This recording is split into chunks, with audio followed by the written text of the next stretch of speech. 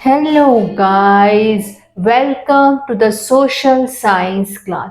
हमने previous videos में चंद्रगुप्त मौर्य के एम्पायर के बारे में स्टार्ट किया, कौटिल्य के कंसेप्ट के बारे में। अब हम इस वीडियो में स्टडी करेंगे कि मौर्यन एम्पायर के अंदर लाइफ कैसे थी। Cities like Pataliputra centre of governance and commerce. जो पाटलिपुत्र था वो राजा का कैपिटल था, जिसमें राजा खुद रहता था, खुद जहां से राजा रूल करता था, पूरी एम्पायर को संभालता था, देखता था, सब कुछ वो पाटलिपुत्र के अंदर रह के करता था। They had places, public buildings and well planned. वहां के जो प्लेसेस थे, पब्लिक प्लेसेस थे, बिल्डिंग्स थी और स्ट्रीट्स थे, जो वो वेल प्लान्ड थे, कि अच्छी तरह से वेल प्लान्ड सोच के बनाए गए थे। कि सबसे इस पॉइंट को क्लेरिफाई करते, जो राजा कहाँ रहता था, जैसे जैसे हमारी इंडिया की कैपिटल दिल्ली है, इसी तरह से उस टाइम पे राजा, उसके जो मौर्यन एम्पायर की तरफ कैपिटल क्या थी, पाटलिपुत्र थी। राजा वहां से रहता वहां रहता था और वो पूरी एम्पायर को कंट्रोल करता था, संभालता था। सब वहां की जो पब्लिक बिल्डिंग्स थी, डिजाइन थे, स्ट्रीट से, सब कुछ वेल प्लान करके ही बनाए गए थे। वेल ऑर्गेनाइज टैक्सेशन सिस्टम था। जो उस टाइम क्या था कि जो मौर्यन एम्पायर में जो राजा था चंद्रगुप्त मौर्य, उस टाइम क्या था, वेल टैक्सेशन सिस्टम बहुत ऑर्गेनाइज्ड था।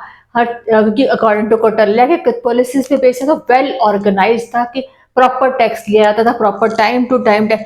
इससे ट्रेजरी रिमेन स्ट्रॉन्ग। राजा के जो खजाने थे वो हमेशा भरे ही रहते थे, क्योंकि टैक्सेशन प्रॉपर टैक्स दिया जाता था, प्रॉपर परसेंटेज में जितने भी पोस्ट टैक्स लिया जाता, उससे क्या होता, राजा के खजाने हमेशा भरे रहते थे। राजा राजा राजा हमेशा स्ट्रांग रहता था। खजाने भरे होंगे तो राजा क्या होगा, स्ट्रांग होगा। ठीक है।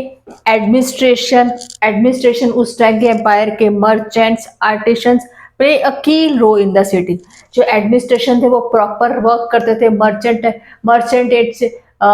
से वो प्रॉपर ट्रेड को कंट्रोल कर रहे थे, आर्टिशन प्रॉपर सिटीज को अच्छे से क्रिएट कर रहे थे, अच्छे से स्कल्पचर्स बना रहे थे, सब कुछ अच्छा। एक सिटी को अच्छा बनाने के लिए कि अच्छा स्ट्रॉन्ग एंड प्रॉस्पेर, इनका बहुत इंपॉर्टेंट रोल भी रहा था। उस टाइम पे क्या हुआ कि सगूरा कॉपर प्लेट थी, डिस्कवर्ड इन यूपी। कहा सगूरा एक कॉपर प्लेट थी, वो क्या थी, डिस्कवर्ड हुई यूपी के अंदर मिली। यूपी के अंदर वो एक प्लेट मिली, जिसके ऊपर मेंशन था कि जिसमें प्राकृतिक लैंग्वेज में लिखा गया था, और उस टाइम क्या थी, ब्राह्मी स्क्रिप्ट पे बेस्ड थी। क्या होता, उसके इंस्क्रिप्शंस के ऊपर क्या लिखा हुआ था, इंस्क्रिप्शंस के ऊपर लिखा हुआ था कि ग्रेनरीज जो है ना, store store granaries against famines, ensure people food and security during crisis. कि जो अनाज है वो इस तरह से स्टोर किया जाए कि जब भी फेमाइंस आए, सूखा पड़े, बाढ़ आए, कुछ भी आए, तो हमारे पास इतना वेल स्टॉक ग्रेन्स होना चाहिए। और अपनी जनता को, पीपल को एंश्योर कीजिए कि उनको जब भी कोई क्राइसिस का टाइम आएगा, कोई भी मुश्किल का समय आएगा, उनको फूड की, अनाज के लिए मुश्किल नहीं होगी। इन्होंने इसके ऊपर ये इंस्क्रिप्ट था। फिर इतने इन्होंने अच्छे अच्छे वेल स्टॉक बनाए गए, प्रॉपर कैसे कहते हैं, ग्रेन्स को स्टॉक करने के लिए प्रॉपर स्टॉक बनाए रखा जाए, जिसमें कि जब भी कोई बाढ़ आए, सूखा पड़े, कुछ भी हो, हमारे पास अनाज पूरा होना चाहिए, कि हमारी जनता भूखी नहीं मरनी चाहिए।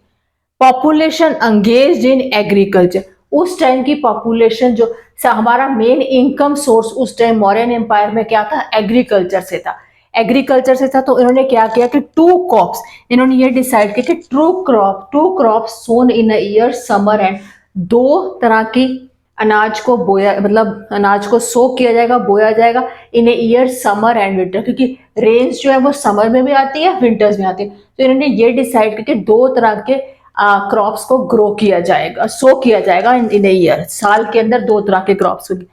ग्रेनरीज वेल स्टॉक, अनाज को प्रॉपर स्टॉक करके रखा जाए, कि फार्मर्स वर प्रोटेक्टेड, कि फार्मर्स अनाज को प्रॉपर स्टॉक करके रखा जाए कि फार्मर्स प्रोटेक्ट हो जाए, फार्मर्स अच्छे से प्रोटेक्टेड रहे, एग्रीकल्चर वॉर नॉट डिस्टर्ब। इसका मीनिंग मैं समझाती हूँ कि अब प्रॉपर स्टॉक करके, अब चाहे कोई फेमाइंस आ जाए, वॉर हो जाए, कुछ भी हो जाए कि हमारे टाइम इतना स्टॉक हमारे पास होना चाहिए, कुछ भी हमारे जो फार्मर्स हैं वो प्रोटेक्ट, उनका एग्रीकल्चर डिस्टर्ब नहीं होना चाहिए, जितना वो अनाज सरप्लस है, क्योंकि अच्छी पैदावार थी, फर्टाइल लैंड था, बट उसमें क्या, फर्टाइल लैंड से क्या होगा, तो अच्छा जो सरप्लस है उसको स्टॉक करके जाए, चाहे चाहे किसी जब जब जब होता है सूखा पड़ जाता है तो काफी टाइम तक अनाज नहीं ग्रो हो सकता, या बाढ़ आ जाती तब भी नहीं हो सकता, या कभी भी लड़ाई झगड़े हो जाते हैं तब भी पॉपुलेशन को अंदर रहना पड़ता है, वो काम बाहर वर्क नहीं कर सकते। इसलिए इन्होंने ये डिसाइड किया कि हमें इतना स्टॉक रखना चाहिए ताकि कोई भी सिचुएशन आ जाए, हमारे फार्मर्स जो है वो प्रोटेक्टेड रहे, हमारी जनता खुशहाल रहे।